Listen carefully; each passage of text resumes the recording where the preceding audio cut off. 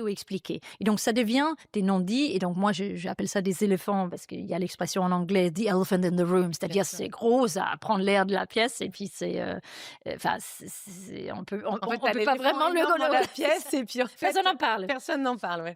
Et donc j'ai développé, toute une formation, sur ce phénomène de non-dit et ce non-dit amène vers ce que j'appelle aussi la fausse harmonie, notamment des comex, où en fait les gens s'entendent bien par des formules de politesse, parce que les gens sont bien élevés, et cetera. Mais en dessous, il y a, ce que j'appelle une fausse harmonie, ou enfin en dessous, au-dessus.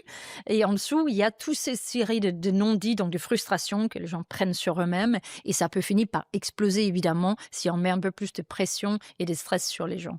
Et donc, c'est une formule pour voir ce que c'est déjà la différence entre un non-dit, donc un éléphant, et une frustration. En fait, quand on travaille pour un groupe, il y a un certain nombre de décisions, de choses avec lesquelles on n'est pas d'accord, mais qu'on est obligé de suivre Mmh. parce qu'on travaille pour d'autres personnes. Bien sûr. On n'est pas chez nous.